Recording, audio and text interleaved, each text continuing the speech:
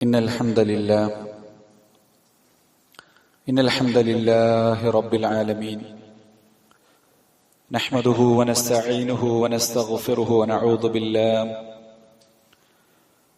بالله من شرور أنفسنا ومن سيئات أعمالنا من يهده الله فلا مضل له ومن يضلل فلا هادي له وأشهد أن لا إله إلا الله وحده لا شريك له وأشهد أن محمدا عبده ورسوله أرسله بالهدى ودين الحق ليظهره على الدين كله ولو كره المشركون اللهم صل على محمد وعلى آل محمد كما صليت على إبراهيم وعلى آل إبراهيم إنك حميد مجيد اللهم بارك على محمد وعلى آل محمد كما باركت على إبراهيم وعلى آل إبراهيم إنك حميد مجيد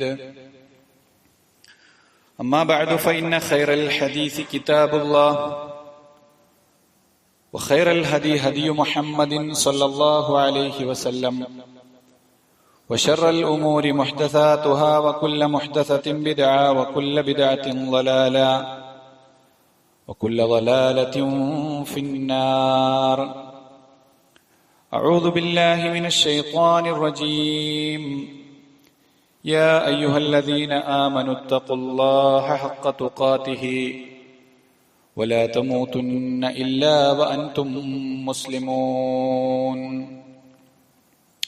بسم الله الرحمن الرحيم ذلك ومن يعظم حرمات الله فهو خير له عند ربه وأحلت لكم الأنعام إلا ما يتلى عليكم فاجتنبوا الرجس من الأوثان واجتنبوا قول الزور حنفاء لله غير مشركين به ومن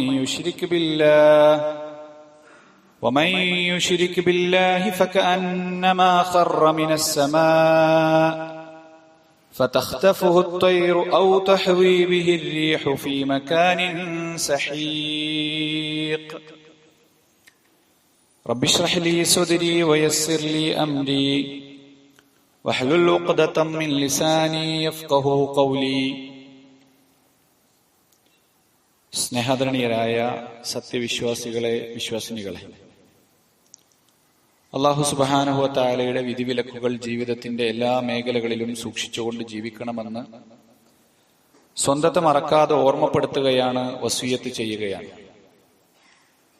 അല്ലാഹു സുബ്ഹാനഹു വ തആല രഹസ്യങ്ങളിലും പരസ്യങ്ങളിലുമൊക്കെ അവനെ ഭയപ്പെട്ട് ജീവിക്കുന്ന യഥാർത്ഥ വിശ്വാസികളുടെ കൂട്ടത്തിൽ നമ്മളെവരെയും ഉൾപ്പെടുത്തി അനുഗ്രഹിക്കുമാറാകട്ടെ. പരിശുദ്ധമായ ഹജ്ജ് കർമ്മം കഴിഞ്ഞ് വിശ്വാസികൾ ലോകത്തിന്റെ വിവിധ ഭാഗങ്ങളിലേക്ക് പിരിഞ്ഞുപോയിക്കൊണ്ടിരിക്കുന്ന ഒരു സമയമാണിത്. കഠിനമായ ചൂട് കാരണം ചെറിയ പ്രയാസങ്ങളൊക്കെ ഹാജിമാർക്ക് അനുഭവിക്കേണ്ടി വന്നെങ്കിലും അള്ളാഹുവിന്റെ അനുഗ്രഹത്താൽ വലിയ കുഴപ്പങ്ങളൊന്നുമില്ലാതെ ഈ വർഷത്തെ ഹജ്ജ് അവസാനിച്ചിരിക്കുകയാണ്.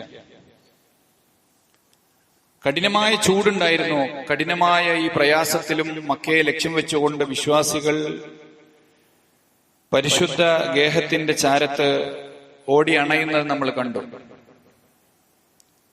എല്ലാ ഋതുക്കളിലും മക്കയിലേക്കുള്ള വഴികൾ നിറഞ്ഞ് കവിഞ്ഞു നിൽക്കുന്ന ചരിത്രത്തിലെ ധന്യമായ കാഴ്ചയുടെ ആവർത്തനം. എല്ലാ വഴികളും മക്കയിലേക്ക്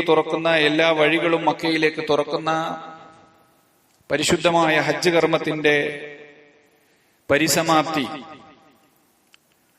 നമ്മൾ കൺകുളിർക്ക് കണ്ടു കഴിഞ്ഞു. വിശ്വാസികളായ മറ്റുള്ള സഹോദരങ്ങൾ ഹജ്ജുമായി ബന്ധപ്പെട്ട് ലോകത്തിന്റെ വിവിധ ഭാഗങ്ങളിൽ ബലിപെരുന്നാൾ ആഘോഷിക്കുകയും അതിന്റെ സന്തോഷങ്ങളിൽ പങ്കുചേരുകയും ചെയ്തു. പരിശുദ്ധമായ ഹജ്ജ് കർമ്മം പ്രധാനമായും നൽകുന്ന ഒരു ഊന്നൽ, അത് സമഭാവനയാണ്. മനുഷ്യർക്കിടയിൽ ഉണ്ടാകേണ്ട ഏറ്റവും മഹത്തരമായ മൂല്യം എന്നതാണ്. അള്ളാഹുവിന്റെ മുമ്പിൽ എല്ലാവരും സമന്മാരാണ് എന്ന മഹത്തരമായ ആശയം ഹജ്ജ് നമ്മുടെ മുന്നിലേക്ക് വെക്കുകയാണ്. എല്ലാ മനുഷ്യരും ഒരുപോലെയാണ്. ഏതു രാജാവിനും ഏതു പ്രജയ്ക്കും കറുത്തവനും വെളുത്തവനും വലിയവനും ചെറിയവനും ധനാഢ്യനും ദരിദ്രനുമൊക്കെ 2 മീറ്റർ മാത്രം നീളമുള്ള രണ്ട് തുണികൾ, അതാണ് പുരുഷന്മാരുടെ വേഷം. ആ വെള്ളയിൽ പൊതിഞ്ഞ് മനുഷ്യൻ മരിച്ചു കഴിഞ്ഞാൽ അവനെ പൊതിഞ്ഞു വെക്കുന്ന കഫൻ പുടവയെ ഓർമ്മിപ്പിക്കുന്ന രീതിയിലുള്ള 2 കഷ്ണം വെള്ളത്തുണിയിൽ അവന്റെ ശരീരത്തെ പൊതിഞ്ഞുകൊണ്ട് അവൻ അള്ളാഹുവിലേക്ക് യാത്ര ചെയ്യുന്ന കാഴ്ചയാണ് ഹജ്ജിന്റെ ഓരോ ദിനങ്ങളിലും നാം കാണുന്നത്. അള്ളാഹുവിന് മുമ്പിൽ എല്ലാവരും സമന്മാരാണ് എന്നാണ് ഇത് ഓർമ്മപ്പെടുത്തുന്നത്. പരിശുദ്ധമായ ഹജ്ജത്തുൽ വിദാ റസൂലുള്ളാഹി സ്വല്ലല്ലാഹു അലൈഹി വസല്ലമ നിർവഹിച്ച ഹജ്ജ്, പ്രവാചകന്റെ വിടവാങ്ങൽ ഹജ്ജ്. ആ ഹജ്ജിൽ പ്രവാചകൻ നെമിറ എന്ന് പറയുന്ന സ്ഥലം, അഥവാ അറഫയിലെ നെമിറ എന്ന് പറയുന്ന സ്ഥലത്ത്, ബത്നുൽ വാദി ഇന്ന് മസ്ജിദുൻ നെമിറ നിൽക്കുന്ന സ്ഥലമാണ്. ആ ബത്നുൽ വാദിയിൽ തന്റെ ഖസ്വാ എന്ന ഒട്ടകത്തിന്റെ പുറത്ത് കയറിയിരുന്ന് മക്കയിലേക്ക് അഥവാ കഅബയിലേക്ക് അഭിമുഖമായി തിരിഞ്ഞുകൊണ്ട് തന്റെ കൂടെ ഉണ്ടായിരുന്ന, തന്റെ കൂടെ ഹജ്ജ് ചെയ്യുന്ന 100,000-ലധികം വരുന്ന വിശ്വാസി സമൂഹത്തെ നോക്കി പ്രവാചകൻ പ്രഖ്യാപിച്ചത് ഇതേ കാര്യമാണ്.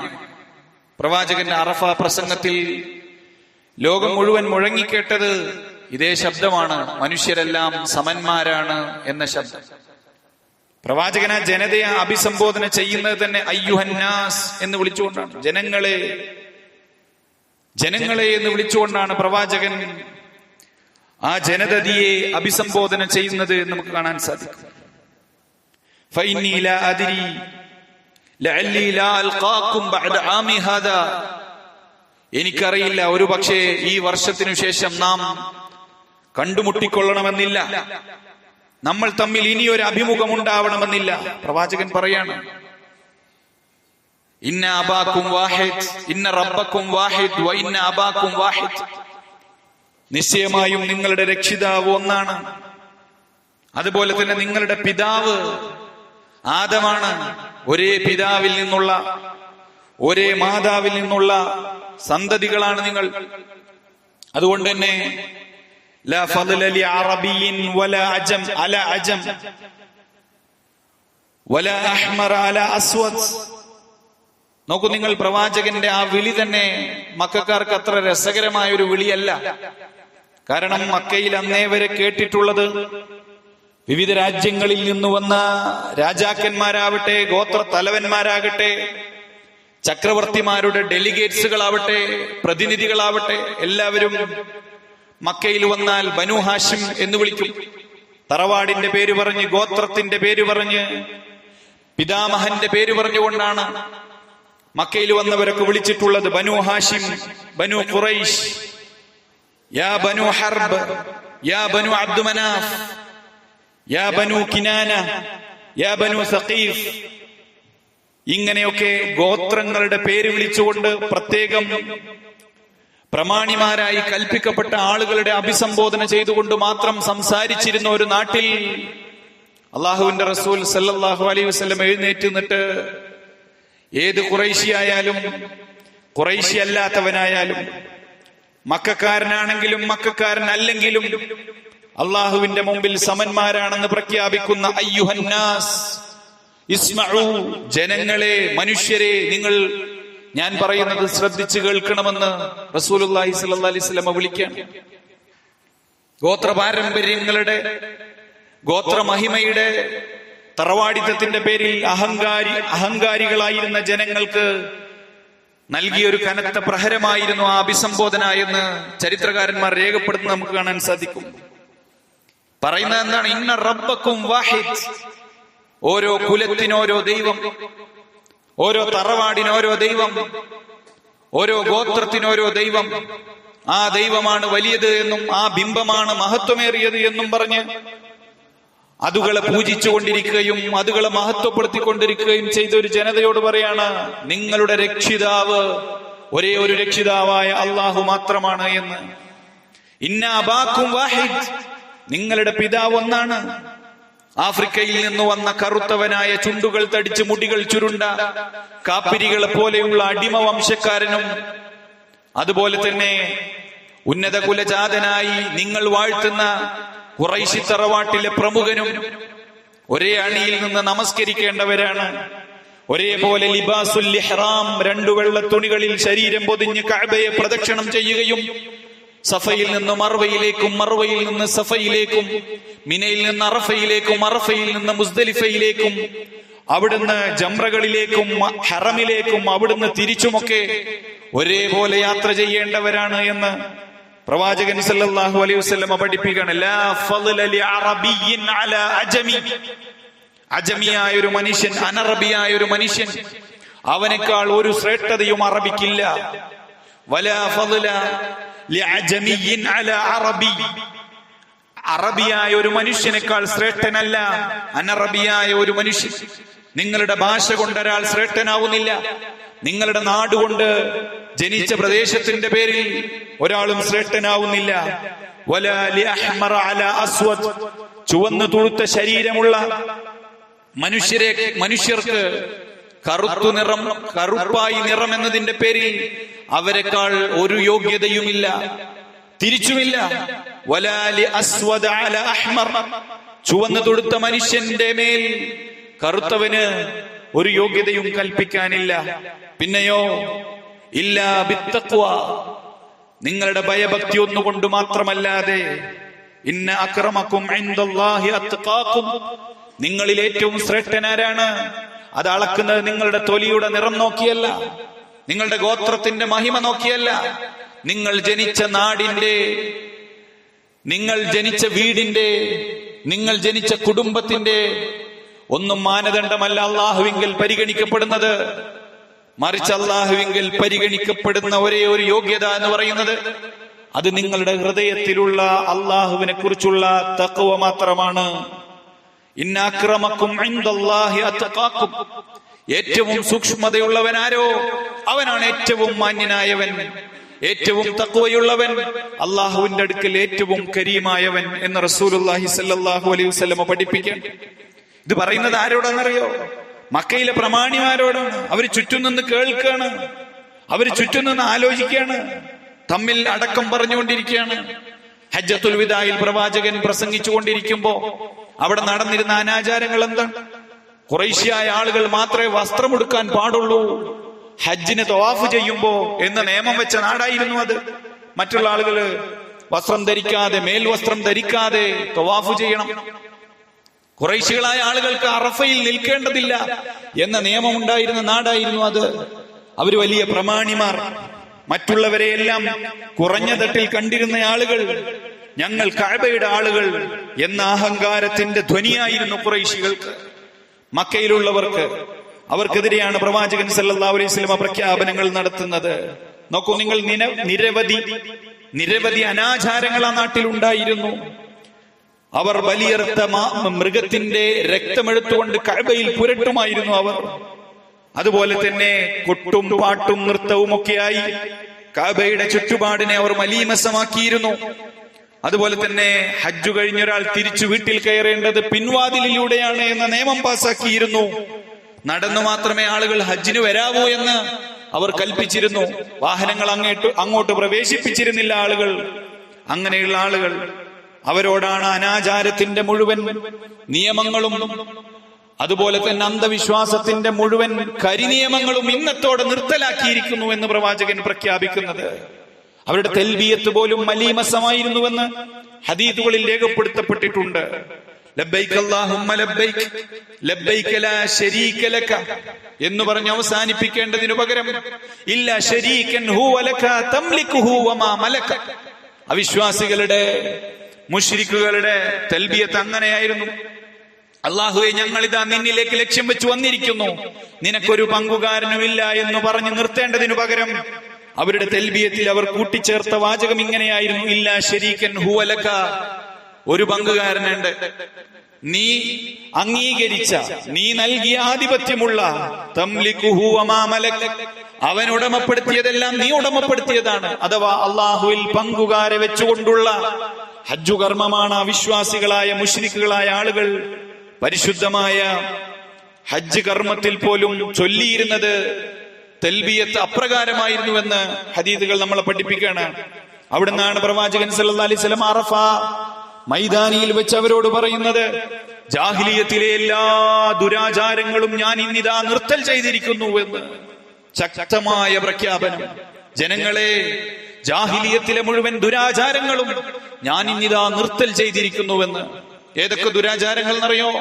പലിശ പോലെ, അതുപോലെ തന്നെ വധിച്ചതിന്റെ പേരിൽ പരസ്പരം രക്തം ചിന്താനുള്ള അവകാശം എല്ലാം നിർത്തൽ ചെയ്തിരിക്കുന്നു.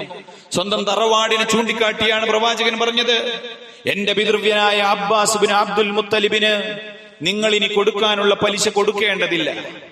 ഇന്ന റിബ മൗദൂഉൻ, റിബ ഇന്നു മുതൽ നിർത്തലാക്കിയിരിക്കുന്നു. അതിനെല്ലാം ഞാൻ തടഞ്ഞു വെച്ചിരിക്കുന്നു. നിങ്ങൾ വാങ്ങിച്ച മുടക്ക് മുതല്, നിങ്ങളുടെ ധനം അത് നിങ്ങൾ തിരിച്ചു കൊടുക്കണം, അബ്ബാസിന് തിരിച്ചു കൊടുക്കണം. എന്നാൽ നിങ്ങളുടെ പലിശ നിങ്ങൾ കൊടുക്കേണ്ടതില്ല. സ്വന്തം തറവാടിൽ നിന്ന് പ്രവാചകൻ സല്ലല്ലാഹു അലൈഹി വസല്ലം പ്രഖ്യാപിക്കുകയാണ്. അതുപോലെ തന്നെ അബ്ദുൽ മുത്തലിബിന്റെ പുത്ര പരമ്പരയിൽപ്പെട്ട ആമിർ ഇബ്നു റബീഅയുടെ രക്തത്തിന്റെ പ്രതികാരം അതും ഞാനിതാ ദുർബലമാക്കിയിരിക്കുന്നു. ഇനി ജാഹിലിയത്തിൽ അത്തരം അനാചാരങ്ങളില്ല. എന്നിട്ട് പ്രവാചകൻ പ്രഖ്യാപിക്കുകയാണ്, നിങ്ങൾ നിങ്ങളുടെ നാഥനെ മാത്രമേ വിളിച്ച് ആരാധിക്കാൻ പാടുള്ളൂ. അതിശക്തമായ പ്രഖ്യാപനം, ലാ ഇലാഹ ഇല്ലല്ലാഹ് എന്ന ആദർശത്തിന്റെ പ്രഖ്യാപനം. ഹജ്ജിന്റെ ഓരോ ഘട്ടങ്ങളിലും നമുക്ക് മുഴങ്ങി കേൾക്കാൻ കഴിയുന്ന പ്രഖ്യാപനം ആ ലാ ഇലാഹ ഇല്ലല്ലാഹയുടെ പ്രഖ്യാപനമാണ്. നിറയെ വിഗ്രഹങ്ങൾ ഉണ്ടായിരുന്ന കഅബയിൽ നിന്ന് അവയെല്ലാം എടുത്തു പുറത്തേക്ക് എറിഞ്ഞുകൊണ്ട് പ്രവാചകൻ പ്രഖ്യാപിക്കുകയാണ്, ആരാധനക്കർഹൻ അള്ളാഹു മാത്രമാണ്. ഇനി നിങ്ങൾ ആരാധിക്കേണ്ടത് അള്ളാഹുവിനെ മാത്രമാണ് എന്ന്. നിങ്ങൾക്കറിയോ സൂറത്തു തൗബയിലെ ആയത്തുകൾ 28-ാമത്തെ ആയത്ത്, അത് നമുക്ക് ഇങ്ങനെ വായിക്കാൻ കഴിയും. യാ അയ്യുഹല്ലദീന ആമനു ഇന്നമൽ മുശ്രികൂന നജസുൻ ഫലാ യഖ്റബുൽ മസ്ജിദൽ ഹറാമി ബഅദ ആമിഹിം ഹാദാ. സത്യവിശ്വാസികളെ നിശ്ചയമായും മുശ്രിക്കുകൾ, ശിർക്ക് ചെയ്യുന്ന ആളുകൾ, അവർ അവിശുദ്ധരാണ്, അവർ മലീമസമാണ്. ഫലാ യഖ്റബുൽ മസ്ജിദൽ ഹറാം ബഅദ ആമിഹിം ഹാദാ. ഈ വർഷത്തിനു ശേഷം ഇനി ഒരാളും ശിർക്ക് ചെയ്തുകൊണ്ട് കഅബയിൽ പ്രവേശിക്കാൻ പാടില്ല, മസ്ജിദുൽ ഹറാമിൽ പ്രവേശിക്കാൻ പാടില്ല എന്ന് അല്ലാഹു സുബ്ഹാനഹു വ തആല പ്രഖ്യാപിക്കണം. ഏത് നാട്ടിലാണ് അള്ളാന്റെ റസൂൽ ഇത് പ്രഖ്യാപിക്കുന്നതെന്നറിയുമോ? ഏത് നാട്ടിലാണ് അള്ളാഹു ഈ ആയത്ത് അവതരിപ്പിക്കുന്നതെന്നറിയുമോ? സ്വന്തം മണ്ണിൽ നിന്ന് ആട്ടിയിറക്കപ്പെട്ട പ്രവാചകൻ, സ്വന്തം മണ്ണിൽ നിന്ന് വേരോടെ പിഴുതെറിയപ്പെട്ട പ്രവാചകൻ, സ്വന്തം മണ്ണിൽ ശൈബ് അബീ താലിബിന്റെ ശിഖിരങ്ങളിൽ വിശപ്പ് മൂലം പച്ചില കഴിച്ച് ആടുമാടുകൾ കാട്ടിക്കുന്നത് പോലെ ജീവിക്കേണ്ടി വന്ന പ്രവാചകൻ. അങ്ങനെയുള്ള പ്രവാചകൻ സല്ലല്ലാഹു അലൈഹി വസല്ലമക്ക് മക്കയുടെ അധികാരം കൊടുത്തിട്ട് പറയാണ്, മുശ്രിക്കുകളായ ആളുകൾ അവിശുദ്ധരാണ് എന്നും അവർക്ക് ശുദ്ധിയില്ല എന്നും അവർ മലീമസമാണ് എന്നും. ആ മനുഷ്യരെ കുറിച്ചല്ല അത് പറയുന്നത്, മറിച്ച് അവർ ചെയ്യുന്ന പ്രവർത്തനങ്ങളെ കുറിച്ചാണ്. മുഫസ്സിറുകൾ ആ കാര്യം രേഖപ്പെടുത്തിയിട്ടുണ്ട്. അവിശ്വാസം, അതുപോലെ തന്നെ ശിർക്ക് ഈ ഗേഹത്തിൽ ഇനി ഒരിക്കലും വെച്ചു പൊറുപ്പിക്കാൻ പറ്റില്ല. ശിർക്കിനോടൊപ്പം അതിന്റെ അഹ്ലുകാരെയും മക്കയിൽ നിന്ന് പറിച്ചെറിയുന്ന ആയത്തുകൾ ഹിജ്റയുടെ 9-ാമത്തെ വർഷം റസൂലുള്ളാഹി സ്വല്ലല്ലാഹു അലൈഹി വസല്ലം അവതരിപ്പിക്കുകയാണ്. സൂറത്തു തൗബയിൽ തന്നെ 17-ാമത്തെ ആയത്തിൽ നമുക്ക് കാണാൻ സാധിക്കും, മാ കാന ലിൽ മുശ്രികീന അൻ യഅ്മുറു മസാജിദല്ലാഹ്. അവിശ്വാസികൾ അഥവാ മുശ്രിക്കുകളായ ആളുകൾ, ശിർക്ക് ചെയ്യുന്ന ആളുകൾ, അവർക്കൊരിക്കലും തന്നെ അള്ളാഹുവിന്റെ ഭവനങ്ങളെ പരിചരിക്കാനുള്ള അവകാശം ഇനിയില്ല. ഷാഹിദീന അലാ അൻഫുസിഹിം ബിൽ കുഫർ. അവിശ്വാസത്തിന് അവർ തന്നെ സാക്ഷികളായിരിക്കെ പിന്നെ എങ്ങനെയാണ് അള്ളാഹുവിന്റെ പള്ളിയുടെ, അള്ളാഹുവിന്റെ ഭവനങ്ങളുടെ പരിപാലനം നമ്മൾ അവരെ ഏൽപ്പിക്കുക? ഉലൈക ഹബിതത് അഅമാലുഹും. കാരണം അവരുടെ പ്രവർത്തനങ്ങളെല്ലാം ഫലശൂന്യമാണ്. അവർ മക്കയിൽ വരുന്നവർക്ക് വെള്ളം കൊടുക്കുന്നുണ്ടാവാം, മക്കയിൽ വരുന്ന ഹാജിമാർക്ക് സേവനങ്ങൾ ചെയ്യുന്നുണ്ടാവാം, മക്കയും കഅബയും ഒക്കെ അവരുടെ തറവാട്ട് മുതലാണ് എന്ന രീതിയിൽ അഹങ്കാരം കൊള്ളുന്നുണ്ടാവാം, അതിനുവേണ്ട പ്രവർത്തനങ്ങളൊക്കെ ചെയ്യുന്നുണ്ടാവാം. പക്ഷേ തീർച്ചയായും മാ കാന ലിൽ മുശ്രികീന അൻ യഅ്മുറു മസാജിദല്ലാഹ്, ശിർക്ക് ചെയ്യുന്നവരൊരിക്കലും അല്ലാഹുവിന്റെ ഭവനങ്ങളെ പരിപാലിക്കുവാൻ യോഗ്യരല്ല.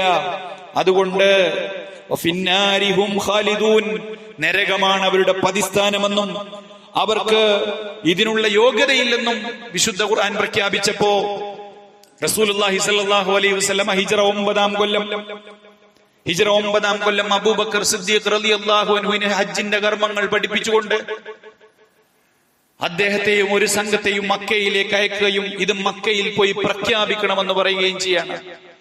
അബൂബക്കർ റളിയല്ലാഹു അൻഹുവിന്റെ നേതൃത്വത്തിൽ കുറെ ആളുകൾ പരിശുദ്ധ കഅബാലയത്തിലെത്തുകയും ഹജ്ജ് കർമ്മം നിർവഹിക്കുകയും ഈ കാര്യങ്ങൾ അവിടുത്തെ ജനങ്ങളോട് പ്രഖ്യാപിക്കുകയും ചെയ്യാണ്.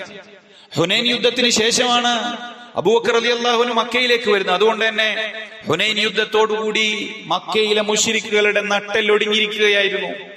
പിന്നൊന്ന് എതിർത്തു പറയാൻ കഴിയാത്ത പ്രകാരം, പിന്നൊന്ന് തിരിച്ചടിക്കാൻ കഴിയാത്ത പ്രകാരം തളർന്നു പോയിരുന്നു, തകർന്നു പോയിരുന്നു മുശ്രിക്കുകൾ. അതുകൊണ്ട് തന്നെ ഈ പ്രഖ്യാപനം നടത്തുമ്പോ അവർക്ക് പഴയ ഉശിരുണ്ടായിരുന്നില്ല, പ്രതികരിക്കാൻ കഴിഞ്ഞില്ല അവിശ്വാസികൾക്ക് എന്നതാണ് ചരിത്രം നമ്മളെ പഠിപ്പിക്കുന്നത്. തൊട്ടു പിറ്റത്തെ കൊല്ലം റസൂലുള്ളാഹി സ്വല്ലല്ലാഹു അലൈഹി വസല്ലം ഹജ്ജിനായി പുറപ്പെടുന്നു. ലോകത്തിന്റെ വിവിധ ഭാഗങ്ങളിൽ നിന്ന് ആളുകൾ പ്രവാചകൻ ഹജ്ജ് ചെയ്യുന്നു എന്നറിഞ്ഞ് പരിശുദ്ധ ഹജ്ജ് കർമ്മത്തിലേക്ക് കടന്നു വരികയാണ്. പ്രവാചകനോടൊപ്പം ഹജ്ജ് ചെയ്യാൻ, പ്രവാചകനോടൊപ്പം ഈ ഹജ്ജിന്റെ കർമ്മങ്ങളിൽ പങ്കെടുക്കാൻ കൂടെയുള്ളവരോട് മക്കയിലേക്ക് പ്രവേശിക്കുന്നതിന് മുമ്പ് റസൂല് പറഞ്ഞു, ഖുദൂ മിന്നി മനാസികക്കും, എങ്ങനെ ഹജ്ജ് ചെയ്യണമെന്ന് എന്നെ നോക്കി നിങ്ങൾ പഠിക്കണമെന്ന്. എല്ലാ കണ്ണുകളും പ്രവാചകനിലേക്കാണ്. പ്രവാചകന്റെ ഓരോ കർമ്മങ്ങളും അവരൊപ്പിയെടുത്തുകൊണ്ടിരിക്കുകയാണ്. പ്രവാചകന്റെ ഹജ്ജ് പരിശോധനാ വിധേയമാക്കിയാൽ, അതിലെ കർമ്മങ്ങൾ പരിശോധനാ വിധേയമാക്കിയാൽ നമുക്ക് കാണാൻ സാധിക്കുന്നത് ലാ ഇലാഹ ഇല്ലല്ലാഹ് എന്ന ആദർശത്തിന്റെ ഒരു തുറന്ന പ്രഖ്യാപനമായിരുന്നു. അതിന്റെ ഉയർന്നു കേട്ട ഒരു വിളിയായിരുന്നു യഥാർത്ഥത്തിൽ പ്രവാചകൻ സല്ലല്ലാഹു അലൈഹി വസല്ലമയുടെ ഹജ്ജിൽ നമുക്ക് പ്രതിഫലിച്ചു കാണാൻ കഴിയുന്നത്. മഹാനായ ഡോക്ടർ സാലിഹ് അസ്സാലിഹ് അദ്ദേഹത്തിന്റെ ഒരു ഗ്രന്ഥമുണ്ട്, അൽ ഹജ്ജ് വത്തൗഹീദ് എന്ന് പറഞ്ഞുകൊണ്ട്. ആ ഗ്രന്ഥത്തിൽ അദ്ദേഹം ഹജ്ജിൽ ഉൾപ്പെട്ട തൗഹീദിന്റെ ഘടകങ്ങളെ, ഹജ്ജുമായി ബന്ധപ്പെട്ട തൗഹീദ് പരാമർശിക്കുന്ന ഇടങ്ങളെ അതിസൂക്ഷ്മം വിലയിരുത്തുകയും നമുക്ക് പഠിപ്പിച്ചു തരികയും ചെയ്യുന്നുണ്ട്. നമ്മൾ അതിലൂടെ കടന്നു പോകുമ്പോൾ നമുക്ക് കാണാൻ സാധിക്കും, മീഖാത്ത് മുതൽ അള്ളാഹുവിനെ ലക്ഷ്യം വെച്ചുകൊണ്ട് തൽബിയത്ത് ചൊല്ലിക്കൊണ്ടാണ് വിശ്വാസികൾ കടന്നു വരുന്നത്. തൽബിയത്ത് എന്താണ്? അടിസ്ഥാനപരമായി ലാ ശരീക ലക എന്ന പ്രഖ്യാപനമാണ്. ലബ്ബൈക അല്ലാഹുമ്മ ലബ്ബൈക എന്ന പ്രഖ്യാപനം, അള്ളാഹുവേ നിനക്കൊരു പങ്കുകാരനുമില്ല എന്ന പ്രഖ്യാപനമാണ്. ലാ ഇലാഹ ഇല്ലല്ലാഹ് എന്ന ആദർശത്തിന്റെ പ്രഖ്യാപനമാണ് യഥാർത്ഥത്തിൽ തൽബിയത്തിൽ നമുക്ക് മുഴങ്ങി കേൾക്കാൻ കഴിയുന്നത്. ശുദ്ധ ഖുർആൻ തന്നെ സൂറത്തുൽ ബഖറയിൽ 196-ാമത്തെ അധ്യായത്തിൽ പറഞ്ഞത് ഇങ്ങനെയാണ്. 196-ാമത്തെ ആയത്തിൽ പറഞ്ഞത് ഇങ്ങനെയാണ്, വഅത്തിമുൽ ഹജ്ജ വൽ ഉംറത ലില്ലാഹ്, ഹജ്ജും ഉംറയും നിങ്ങൾ ചെയ്യേണ്ടത് ലില്ലാഹ്, അല്ലാഹുവിന് വേണ്ടിയാണ്. അല്ലാഹുവിന് വേണ്ടിയാണ്. മറ്റൊരാൾക്കും മറ്റൊരു വ്യക്തിക്കോ മറ്റൊരു ശക്തിക്കോ വേണ്ടി നിർവഹിക്കപ്പെടേണ്ട ആരാധനാ കർമ്മമല്ല ഹജ്ജ്. അത് തികച്ചും അള്ളാഹുവിന് മാത്രം അർപ്പിക്കപ്പെടേണ്ട ഒരു കാര്യമാണ് എന്നാണ് ഖുർആൻ ഊന്നി നമ്മളോട് പഠിപ്പിച്ചിട്ടുള്ളത്. ഇനി അറഫയിലെ പ്രാർത്ഥന, ഖൈറു ദുആ, ദുആകളിൽ വെച്ച് ഏറ്റവും ശ്രേഷ്ഠമായ പ്രാർത്ഥന നമ്മൾ സൂചിപ്പിച്ചതാണ്, അത് അറഫയിലെ പ്രാർത്ഥനയാണ്. അറഫയിൽ എന്തു പ്രാർത്ഥിക്കണമെന്ന് പ്രവാചകൻ പഠിപ്പിച്ചു. ലാ ഇലാഹ ഇല്ലല്ലാഹ് വഹ്ദഹു ലാ ശരീക ലഹു ലഹുൽ മുൽക്കു വലഹുൽ ഹംദു വഹുവ അലാ കുല്ലി ഷൈഇൻ ഖദീർ. ലാ ഇലാഹ ഇല്ലല്ലാഹ് എന്ന ആദർശമാണ് അവിടെ പ്രവാചകൻ സല്ലല്ലാഹു അലൈഹി വസല്ലമ പ്രാർത്ഥിക്കാനായി, ഏറ്റുപറയാനായി വിശ്വാസികളോട് പറഞ്ഞത്. അല്ലാഹു അല്ലാതെ ആരാധനക്കർഹനായി ആരും തന്നെ ഇല്ല. വഹ്ദഹു, അവൻ ഏകനാണ്. ലാ ശരീക ലഹു, പറഞ്ഞു തന്നെയാണ് പിന്നെയും പറയുന്നത്. അതെന്തിനാണ്? അത് ആളുകൾക്ക് ബോധ്യമാകാനാണ്. അവന് യാതൊരു പങ്കുകാരനുമില്ല. ലഹുൽ മുൽക്ക്, അവനാണ് ആധിപത്യം. വലഹുൽ ഹംദ്, അല്ലാഹുവിനാണ് സർവസ്തുതിയും. വഹുവ അലാ കുല്ലി ഷൈഇൻ ഖദീർ, എല്ലാ കാര്യത്തിനും കഴിവുള്ളവൻ അല്ലാഹു സുബ്ഹാനഹു വ തആല മാത്രമാണ്. നോക്കൂ, ഇനി അത് കഴിഞ്ഞ് തവാഫിലേക്ക് പോവുകയാണ്. തവാഫിലേക്ക് പോകുമ്പോ ഹജറുൽ അസ്വദിന്റെ ഭാഗത്ത് നിന്നാണ് ഹജറുൽ അസ്വദിന് അഭിമുഖമായി നിന്നുകൊണ്ടാണ് കഅബയെ നമ്മുടെ ഇടതുഭാഗത്താക്കിക്കൊണ്ട് വിശ്വാസികൾ വലം വെക്കുക എന്നാണ് പറയാ, പക്ഷെ ഇടം വെക്കുകയാണ് ചെയ്യുന്നത്. യഥാർത്ഥത്തിൽ ഹജറുൽ അസ്വദിന്റെ ഇവിടുന്ന് ആരംഭിക്കുമ്പോ വലത് കൈ ഉയർത്തി ഹജറുൽ അസ്വദ് മുത്താൻ സാഹചര്യമുണ്ട് എങ്കിൽ മുത്തുന്നത് പ്രവാചകൻ സല്ലല്ലാഹു അലൈഹി വസല്ലമയുടെ ചര്യയിൽപ്പെട്ടതാണ്. എന്നാൽ അതിന് സാഹചര്യമില്ലെങ്കിൽ വലത് കരം ഉയർത്തി ബിസ്മില്ലാഹി അല്ലാഹു അക്ബർ എന്ന് പറഞ്ഞുകൊണ്ടാണ് ആരംഭിക്കേണ്ടത്. അല്ലാഹു അക്ബർ, അല്ലാഹുവാണ് ഏറ്റവും വലിയവനെന്ന ലാ ഇലാഹ ഇല്ലല്ലാഹയുടെ പരിച്ഛേദമാണ് വിശ്വാസികൾ അവിടെയും ഓർമ്മപ്പെടുത്തുന്നത്. അത് കഴിഞ്ഞ് തവാഫ് കഴിഞ്ഞ് നമ്മള് തവാഫിന്റെ 2 റക്അത്ത് സുന്നത്ത് നമസ്കാരമുണ്ട്. ആ 2 റക്അത്ത് സുന്നത്ത് നമസ്കാരം മഖാമു ഇബ്രാഹിം കഅബക്കും നമുക്കുമിടയിൽ, ഹാജിമാർക്കും കഅബക്കുമിടയിലായി മഖാമു ഇബ്രാഹിം വരുന്ന രീതിയിലാണ് ആ 2 റക്അത്ത് തവാഫിന്റെ സുന്നത്ത് എന്നാണ് പറയാ. ആ 2 റക്അത്ത് നമസ്കരിക്കുവാനായി അള്ളാഹുവിന്റെ പ്രവാചകൻ വിശ്വാസികളോട് ആവശ്യപ്പെട്ടത്. ആ 2 റക്അത്തിൽ ചൊല്ലേണ്ട സൂറത്തുകൾ പോലും പ്രവാചകൻ തെരഞ്ഞെടുക്കുമ്പോ അതിൽ പോലും വിശ്വാസപരമായ ലാ ഇലാഹ ഇല്ലല്ലാഹ് എന്ന ആദർശത്തെ അരക്കിട്ടുറപ്പിക്കുന്ന ആയത്തുകളാണ് വിശ്വാസികളോട് ചൊല്ലുവാൻ വേണ്ടി പറഞ്ഞത്. 1-ാമത്തെ റക്അത്തിൽ ചൊല്ലേണ്ടത് ഫാത്തിഹയ്ക്ക് ശേഷം ഖുൽ യാ അയ്യുഹൽ കാഫിറൂൻ എന്ന ആയത്താണ്. ഖുൽ യാ അയ്യുഹൽ കാഫിറൂൻ എന്ന ആ സൂറത്തിന്റെ പ്രത്യേകത എന്താണെന്നറിയോ? ഏതു കാലത്തെ ശിർക്കിനെയും അതിശക്തം നിരാകരിക്കുന്ന വളരെ അത്ഭുതകരമായ പദഘടനയോടുകൂടി ഖുർആൻ അവതരിപ്പിച്ചിട്ടുള്ള ഒരു സൂറത്താണത്. യാ അയ്യുഹൽ കാഫിറൂൻ.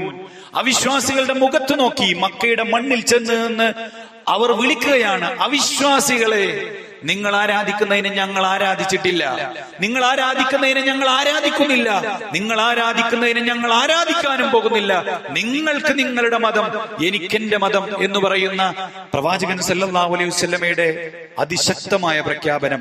ഇന്നലെ ആരാധിച്ചിട്ടില്ല, ഇന്ന് ആരാധിക്കുന്നില്ല, നാളെ തൊട്ട് ആരാധിക്കാനും പോകുന്നില്ല എന്ന 3 കാലത്തെയും ശിർക്കിനോടുള്ള അതിശക്തമായ നിരാസം, വിരോധമാണ് ആ സൂറത്തിൽ നമുക്ക് ജ്വലിച്ചു കാണാൻ കഴിയുന്നത്. ഒരേപോലുള്ള ആയത്താണ് മുസ്തഖ്ബലിന്റെ സീഗയിൽ മുളാരിയായി 2 തവണ ആ സൂറത്തിൽ പരാമർശിച്ചിട്ടുള്ള ഫിഅല്. എന്നാൽ അത് രണ്ടിനും 2 അർത്ഥമാണ് എന്ന് പണ്ഡിതന്മാർ പറഞ്ഞു. ഒന്ന് ഇന്ന് ചെയ്തിട്ടില്ല എന്നാണെങ്കിൽ മറ്റൊന്ന് നാളെ ഇനിയൊട്ട് അവിശ്വാസിയാകാൻ, ശിർക്ക് ചെയ്യാൻ ഞാൻ ഒരുക്കമല്ല എന്ന വിശ്വാസിയുടെ പ്രഖ്യാപനമാണ് എന്നാണ് പണ്ഡിതന്മാർ പഠിപ്പിച്ചത്.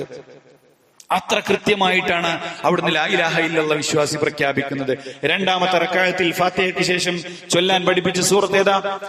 ഇഖ്ലാസ് എന്ന് പറയുന്ന സൂറത്താണ്. അതേതാണ് സൂറത്ത്? ഖുൽ ഹുവല്ലാഹു അഹദ് അല്ലാഹു സമദ് ലം യലിദ് വലം യൂലദ് വലം യകുൽ ലഹു കുഫുവൻ അഹദ്. എത്ര മനോഹരമായ അധ്യായമാണത്. ഇതിനിൽ പരം തൗഹീദിന്റെ ആശയത്തെ സ്ഥാപിക്കുവാൻ കഴിയുന്ന വാചകങ്ങൾ മറ്റേതുണ്ട് എന്ന് നാം ചിന്തിക്കുന്ന ഒരു സൂറത്താണത്. അത്രമേൽ ഗൗരവത്തോടുകൂടി ലാ ഇലാഹ ഇല്ലല്ലാഹ് അവതരിപ്പിക്കുന്ന, ഏകദൈവ വിശ്വാസത്തെ പഠിപ്പിക്കുന്ന ഒരു സൂറത്താണ്. ഈ 2 റക്അത്തുകളിൽ നിങ്ങൾ ചെല്ലണമെന്ന് പറഞ്ഞ് പ്രവാചകൻ സല്ലല്ലാഹു അലൈഹി വസല്ലം പഠിപ്പിക്കുന്നത്. കഅബയെ കുറിച്ചുള്ള ആയത്തുകളുണ്ട്. മഖാമു ഇബ്രാഹിം നമ്മുടെ കൺമുന്നിലുണ്ട്.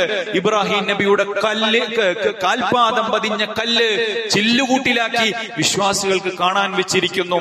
ആ കല്ലിന്റെ മുമ്പിൽ വെച്ച് ഇബ്രാഹിം നബിയുടെ ഓർമ്മകൾ വരുമ്പോ ഇബ്രാഹിം നബിയുമായി ബന്ധപ്പെട്ട ധാരാളം ആയത്തുകൾ ഖുർആനിലുണ്ട്.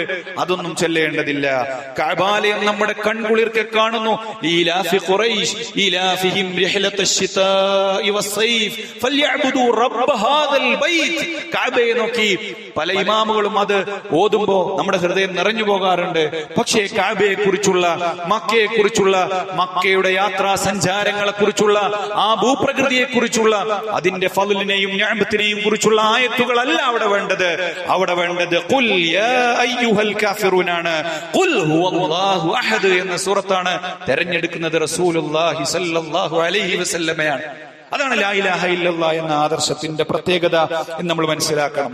അത് കഴിഞ്ഞു ഇനി നമുക്ക് പോകാനുള്ളത് സഅയിന് വേണ്ടിയാണ്. സഅയ് ആരംഭിക്കുന്നത് സഫയിൽ നിന്നാണ്. സഫ എന്ന് പറഞ്ഞാൽ സഫക്കും മർവക്കും ഇടയിലുള്ള ഓട്ടത്തിനെയാണ് നാം സഅയ് എന്ന് പറയുന്നത്. ആ സഫയിലേക്ക് കയറുന്നതിന് മുമ്പേ വിശ്വാസികൾ പാരായണം ചെയ്യേണ്ട ആയത്ത് പ്രവാചകൻ പഠിപ്പിച്ചു. ഇന്ന സഫ വൽ മർവത മിൻ ശഅഇരില്ലാഹ് ഫമൻ ഹജ്ജൽ ബൈത അവ ഇഅ്തമറ ഫലാ ജുനാഹ അലൈഹി അൻ യതവഫ ബിഹിമാ വമൻ തതവ്വഅ ഖൈറൻ ഫഇന്നല്ലാഹ ശാകിറുൻ അലീം. സഫയെ കുറിച്ചുള്ള ആയത്ത് നിങ്ങൾ പാരായണം ചെയ്യുക. സഫയും മർവയും കഅബാലയും ഹജറുൽ അസ്വദും മഖാമു ഇബ്രാഹിം ഒക്കെ അവിടെയുണ്ട്. അതിനെ ചുറ്റല്ലേ. അപ്പൊ അതിനല്ലേ പ്രത്യേകത. കഅബ എന്ന മന്ദിരത്തെ നിങ്ങൾ വലം വെക്കുന്നതിലൂടെ, ഇടം വെക്കുന്നതിലൂടെ, പ്രദക്ഷിണം ചെയ്യുന്നതിലൂടെ, സഫയിലേക്ക് കയറുകയും മർവയിലേക്ക് കയറുകയും ചെയ്യുന്നതിലൂടെ നിങ്ങൾ ബഹുദൈവാരാധനയല്ലേ ചെയ്യുന്നത് എന്ന് ചോദിക്കുന്ന ആളുകൾക്കുള്ള മറുപടി കൂടിയാണ് ഖുർആൻ തരുന്നത്. ഇന്ന സഫ വൽ മർവത മിൻ ശഅഇരില്ലാഹ്. ഇതൊക്കെ അല്ലാഹുവിന്റെ ചില അടയാളങ്ങളാണ്. അല്ലാഹു നിങ്ങൾക്ക് നിശ്ചയിച്ചു വന്നിട്ടുള്ള അടയാളങ്ങൾ. ഫമൻ ഹജ്ജൽ ബൈത്ത്, ആരെങ്കിലും കഅബാലയത്തിന്റെ ചാരെ പോയി ഹജ്ജ് കർമ്മം നിർവഹിച്ചാൽ, അവ ഇഅ്തമറ അല്ലെങ്കിൽ ഉംറ കർമ്മം നിർവഹിക്കുന്നുവെങ്കിൽ, ഫലാ ജുനാഹ അലൈഹി അൻ യതവഫ ബിഹിമാ, അത് രണ്ടിനെയും നിങ്ങൾ വലം ചെയ്യുന്നതിൽ, പ്രദക്ഷിണം ചെയ്യുന്നതിൽ നിങ്ങൾക്ക് യാതൊരു കുറ്റവുമില്ല എന്ന് അല്ലാഹു പറഞ്ഞതുകൊണ്ട് ചെയ്യുന്നു. ഹജറുൽ അസ്വദിനെ ചുംബിക്കുമ്പോൾ ഉമർ റളിയല്ലാഹു അൻഹു പറഞ്ഞൊരു വാചകം നമ്മൾ കേട്ടിട്ടില്ലേ?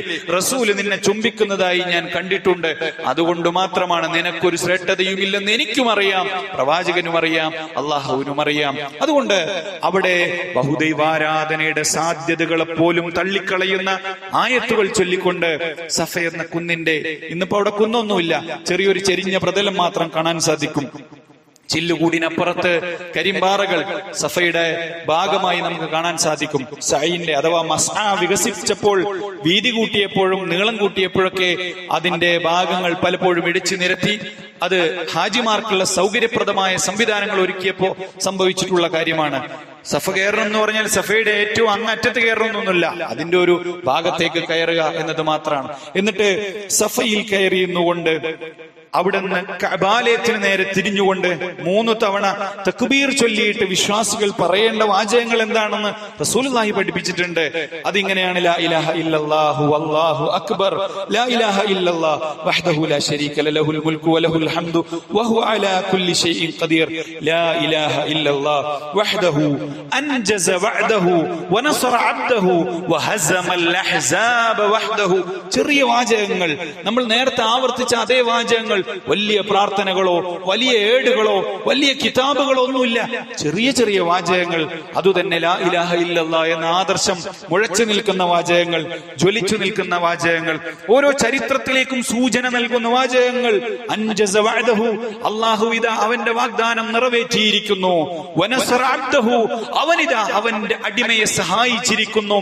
വഹസമൽ അഹ്സാബ വഹ്ദഹു, ചരിത്രാതീത കാലം മുതൽ ഈ കഅബാലയത്തിനു നേരെ, ഈ ആദർശ നേരെ വന്ന പടയാളികളെ മുഴുവൻ നേരിട്ട് തുരത്തിയ പടച്ച റബ്ബ് അവനാണ് സർവസ്തുതിയും, അവനെയാണ് ഞങ്ങൾ ആരാധിക്കുന്നത് എന്ന ചരിത്രത്തിന്റെ ഓരോ ദശാസന്ധികളിലേക്കും സൂചനകൾ നൽകുന്ന വാചകങ്ങൾ ഉരുവിട്ടുകൊണ്ട് ലാ ഇലാഹ ഇല്ലല്ലാഹ് ആവർത്തിച്ചുകൊണ്ട് ഹാജിമാർ സഫയിറങ്ങാണ്. അവിടുന്ന് മസ്അയിലൂടെ 2 പച്ച വെളിച്ചങ്ങൾ സ്ഥാപിച്ചിട്ടുള്ള തൂണുകൾ കാണാൻ സാധിക്കും. അതിനിടക്ക് ഇച്ചിരി വേഗത്തിൽ ഓടണമെന്നാണ് നേരെ മർവയിലേക്ക്. അവിടെ പോയിട്ടും ഈ പ്രാർത്ഥനകൾ തന്നെയാണ് തുടരേണ്ടത്. കഅബാലയത്തിന് നേരെ തിരിഞ്ഞുകൊണ്ട് വീണ്ടും സഫയിലേക്ക്, മർവയിലേക്ക്.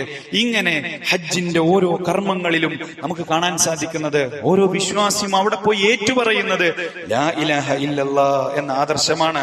അല്ലാഹുവാണ് ഏറ്റവും വലിയവൻ എന്ന ആദർശമാണ്. സുബ്ഹാനല്ലാഹ് എന്ന മന്ത്രമാണ്. അല്ലാഹു അല്ലാതെ ആരാധനക്കർഹനായി മറ്റാരുമില്ല എന്ന ഇസ്ലാമിന്റെ അടിസ്ഥാന വിശ്വാസമാണ്. പ്രിയപ്പെട്ടവരെ, അതാണ് ഹജ്ജിന്റെ സന്ദേശം എന്ന് പറയുന്നത്. ലാ ഇലാഹ ഇല്ലല്ലാഹ് ഉൾക്കൊണ്ടുകൊണ്ട് ജീവിക്കുന്ന, ആ ഹജ്ജിന്റെയും മറ്റു കർമ്മങ്ങളുടെയും ഒക്കെ അടിസ്ഥാന ആദർശം നെഞ്ചിലേറ്റ് ജീവിക്കുന്ന യഥാർത്ഥ വിശ്വാസികളുടെ കൂട്ടത്തിൽ അല്ലാഹു സുബ്ഹാനഹു വ തആല നമ്മേവരെയും ഉൾപ്പെടുത്തി അനുഗ്രഹിക്കുമാറാകട്ടെ. ഇന്നൽ ഹംദലില്ലാഹി റബ്ബിൽ ആലമീൻ വസ്സലാത്തു വസ്സലാമു അലാ റസൂലില്ലാഹി വഅലാ ആലിഹി വസഹ്ബിഹി അജ്മഈൻ. അമ്മാ ബഅദ്. സ്നേഹമുള്ളവരെ, ഒരിക്കൽ കൂടി അള്ളാഹുവിന്റെ വിധിവിലക്കുകൾ ജീവിതത്തിന്റെ എല്ലാ മേഖലകളിലും സൂക്ഷിക്കണമെന്ന് ഓർമ്മപ്പെടുത്തുകയാണ്, വസിയത്ത് ചെയ്യാൻ. അള്ളാഹു സുബ്ഹാനഹു വ തആല അനുഗ്രഹിക്കുമാറാകട്ടെ. നമ്മൾ സൂചിപ്പിച്ചത് പരിശുദ്ധമായ ഹജ്ജ് കർമ്മം ലാ ഇലാഹ ഇല്ലല്ലാഹ് എന്ന അടിസ്ഥാനപരമായ ഇസ്ലാമിന്റെ ആദർശത്തിൽ ഊന്നി നിന്നുകൊണ്ടാണ് പ്രവർത്തിക്കുന്നത് എന്ന്. വിശുദ്ധ ഖുർആൻ സൂറത്തു ഹജ്ജിൽ ഹജ്ജുമായി ബന്ധപ്പെട്ട ഇബ്രാഹിം നബി അലൈഹി സ്വലാത്തു വസ്സലാമയോട് അള്ളാഹു ഹജ്ജിന് വിളംബരം നൽകുവാൻ ആവശ്യപ്പെട്ട വചനങ്ങൾക്ക് ശേഷം, ഹജ്ജുമായി ബന്ധപ്പെട്ട ബലികർമ്മവുമായി ബന്ധപ്പെട്ട വചനങ്ങൾക്ക് ശേഷം നമ്മൾ ഓർമ്മിപ്പിക്കുന്നതും ആ കാര്യമാണ്. ഫജ്തനിബുർ റിജ്സ മിനൽ ഔസാൻ വജ്തനിബു ഖൗലസ്സൂർ. നിങ്ങൾ ബിംബങ്ങളിൽ നിന്ന് മ്ലേച്ഛമായ ബിംബങ്ങളുടെ മ്ലേച്ഛ സ്വഭാവങ്ങളിൽ നിന്ന്, അവയെ മ്ലേച്ഛകരമായ അത്തരം ബഹുദൈവാരാധനയിൽ നിന്ന്, ശിർക്കിൽ നിന്ന് നിങ്ങൾ മാറി നിൽക്കണം. അതുപോലെ തന്നെ കള്ളസാക്ഷ്യങ്ങൾ, ലാ ഇലാഹ ഇല്ലല്ലാഹ് എന്നതിന് വിരുദ്ധമായ കള്ളസാക്ഷ്യങ്ങൾ, ഖൗലു സൂർ, ഏറ്റവും കലിമത്തു ഹഖ്, കലിമത്തുൻ തയ്യിബ എന്ന് പറഞ്ഞ് ഖുർആൻ പഠിപ്പിച്ചത് ലാ ഇലാഹ ഇല്ലല്ലാഹയാണ്. ആ ലാ ഇലാഹ ഇല്ലല്ലാഹ്ക്ക് വിരുദ്ധമായ വാചകങ്ങളെല്ലാം ഖൗലു സൂറാണ്, അനാവശ്യമായ വർത്തമാനങ്ങളാണ്, അത് അർത്ഥമില്ലാത്ത വാക്കുകളാണ് എന്ന് ഖുർആൻ നമ്മളെ പഠിപ്പിക്കണം. അതിൽ നിന്ന് നിങ്ങൾ മാറി നിൽക്കണം. പിന്നെയോ ഹുനഫാ ലില്ലാഹി ഗൈറ മുശ്രിക്കീന ബിഹി, നിങ്ങൾ അള്ളാഹുവിലേക്ക് ഋജുമാനസരായിക്കൊണ്ട്, അള്ളാഹുവിലേക്ക് കീഴടങ്ങിയവരായിക്കൊണ്ട്, അള്ളാഹുവിൽ ഒന്നിനെയും പങ്കു ചേർക്കാതെ അള്ളാഹുവിലേക്ക് കീഴടങ്ങുന്ന ആളുകളായി മാറണം. വമൻ യുശ്രിക് ബില്ലാഹ്, ആരെങ്കിലും അള്ളാഹുവിൽ പങ്കു ചേർക്കുകയാണെങ്കിൽ ഫകഅന്നമാ ഖറ മിനസ് സമാ, അവൻ ആകാശത്ത് നിന്ന് വീണവനെ പോലെയാണ്. ഫതഖ്തഫുഹു ത്വയ്റു, പക്ഷികൾ ചിലപ്പോൾ അവനെ റാഞ്ചിക്കൊണ്ടുപോയേക്കാം. ഔ തഹ്വീ ബിഹി റീഹു ഫീ മകാനിൻ സഹീഖ്, അഗാധമായ തലങ്ങളിലേക്ക് കാറ്റ് ചിലപ്പോൾ അവനെ വഹിച്ചു കൊണ്ടുപോയേക്കാം. വിശ്വാസത്തിൽ നിന്നും പിടിവിട്ടാൽ ഒരാൾ വീഴുന്നത് അഗാധതയിലേക്കാണ് എന്നും, അർത്ഥമില്ലാത്ത, ആളില്ലാത്ത ഗർത്തങ്ങളിലേക്കാണ് എന്നും വിശുദ്ധ ഖുർആൻ നമ്മളെ ഓർമ്മപ്പെടുത്താൻ. വിശ്വാസമാണ് നമ്മുടെ ജീവിതത്തിന്റെ അടിത്തറ.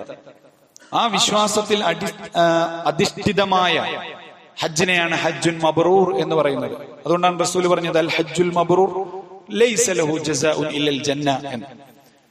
മബ്റൂറായ ഹജ്ജ് ഒരാൾ നിർവഹിക്കുകയാണ് എങ്കിൽ അവന് സ്വർഗമല്ലാതെ മറ്റു പ്രതിഫലങ്ങളില്ല എന്ന്. ഹജ്ജ് കഴിഞ്ഞ് തിരിച്ചു വരുന്ന ഹാജിമാരെ നമ്മൾ സ്വീകരിക്കുമ്പോൾ നമ്മൾ അവരോട് ഒരു പ്രാർത്ഥനാ രീതിയിൽ പറയാറുണ്ട്, ഹജ്ജൻ മബ്റൂർ സഅയൻ മഷ്കൂർ ദംബൻ മഗ്ഫൂർ എന്ന്. നോക്കൂ, നിങ്ങളുടെ പുണ്യകരമായ ഹജ്ജ്, പുണ്യകരമായ നന്ദിയോടെയുള്ള നിങ്ങളുടെ പരിശ്രമങ്ങൾ, പൊറുക്കപ്പെട്ട നിങ്ങളുടെ പാപങ്ങൾ, ആ ശ്ലേഷത്തോടു കൂടിയാണ്, അഭിവാദ്യത്തോടു കൂടിയാണ് ഹാജിമാരെ നമ്മൾ വരവേൽക്കാറുള്ളത്. റസൂൽ പറഞ്ഞ അതാണ് ഹജ്ജുൻ മബ്റൂർ എന്ന് പറഞ്ഞാൽ എന്താണ്? അതിൽ റഫത്ത് ഉണ്ടാവുകയില്ല, ഫുസൂഖ് ഉണ്ടാവുകയില്ല, തിന്മയുണ്ടാവില്ല, അക്രമം ഉണ്ടാവില്ല, ശിർക്ക് ഉണ്ടാവില്ല, കുഫ്ർ ഉണ്ടാവില്ല, അനാചാരങ്ങളോ അന്ധവിശ്വാസങ്ങളോ ഉണ്ടാവില്ല. അത് ഹജ്ജിൽ മാത്രമല്ല, ഒരു കർമ്മത്തിലും വിശ്വാസികൾക്ക് അതൊന്നും പാടില്ല. നോമ്പിനെ കുറിച്ച് പറഞ്ഞപ്പോഴും ഇതേ കാര്യങ്ങളൊക്കെ തന്നെയാണ് പറഞ്ഞത്. അപ്പൊ വിശ്വാസം എന്ന് പറഞ്ഞാൽ അത് നമ്മുടെ കർമ്മങ്ങളെ ഭരിക്കുന്ന അതിന്റെ അടിത്തറയാണ് എന്ന് നമ്മൾ മനസ്സിലാക്കുക. അല്ലാഹു സുബ്ഹാനഹു വ തആല യഥാർത്ഥ വിശ്വാസികളായി മരണപ്പെട്ടു പോകുന്ന സത്യവിശ്വാസികളിൽ നമ്മെ ഉൾപ്പെടുത്തി അനുഗ്രഹിക്കുമാറാകട്ടെ. നമ്മുടെ ജീവിതത്തിൽ സംഭവിച്ചു പോയ ചെറുതും വലുതുമായ തെറ്റുകുറ്റങ്ങൾ അള്ളാഹു വിട്ടുപുറത്തു മാപ്പാക്കി അനുഗ്രഹിക്കുമാറാകട്ടെ. നമ്മിൽ നിന്ന് രോഗം മൂലം പ്രയാസപ്പെടുന്ന ധാരാളം ആളുകൾ, ശാരീരികവും മാനസികവുമായ ബുദ്ധിമുട്ടുകൾ കാരണം കഷ്ടപ്പെടുന്നവരുടെ പ്രയാസങ്ങൾ അള്ളാഹു ദൂരീകരിച്ചു കൊടുക്കുവാനാകട്ടെ. സാമ്പത്തികമായ ബുദ്ധിമുട്ടുകൾ അനുഭവിക്കുന്ന ധാരാളം ആളുകൾ, ജോലിയില്ലാത്ത ആളുകൾ, കച്ചവടത്തിൽ നഷ്ടമുള്ള ആളുകൾ, കച്ചവടം പ്രയാസകരമായ രീതിയിൽ മുന്നോട്ട് പോകുന്ന ആളുകൾ, എല്ലാവരുടെയും പ്രയാസങ്ങൾ അള്ളാഹു എളുപ്പമാക്കി കൊടുക്കുവാനാകട്ടെ. നമ്മിൽ നിന്നും മരിച്ചു മൺമറഞ്ഞു പോയ ആളുകളുടെ പാപങ്ങൾ അള്ളാഹു പുറത്തു കൊടുക്കുകയും അവരെയും നമ്മളെയും നാളെ ജന്നാത്തുൽ ഫിർദൗസിൽ ഒരുമിച്ച് കൂട്ടുകയും ചെയ്യുമാറാകട്ടെ. അല്ലാഹുമ്മ ഗ്ഫിർ ലിൽ മുഅ്മിനീന വൽ മുഅ്മിനാത്ത് വൽ മുസ്ലിമീന വൽ മുസ്ലിമാത്ത് വൽ അഹ്യാഉ മിൻഹും വൽ അംവാത്ത് ഇന്നക മുജീബുദ് ദഅവാതി വ ഖാദിൽ ഹാജാത്ത്. അല്ലാഹുമ്മ അഇസ്സൽ ഇസ്ലാമ വൽ മുസ്ലിമീൻ وأذل الشرك والمشركين. ربنا آتنا في الدنيا حسنة وفي الآخرة حسنة وقنا عذاب النار. آمين آمين برحمتك يا أرحم الراحمين. وصلى الله على نبينا محمد والحمد لله رب العالمين.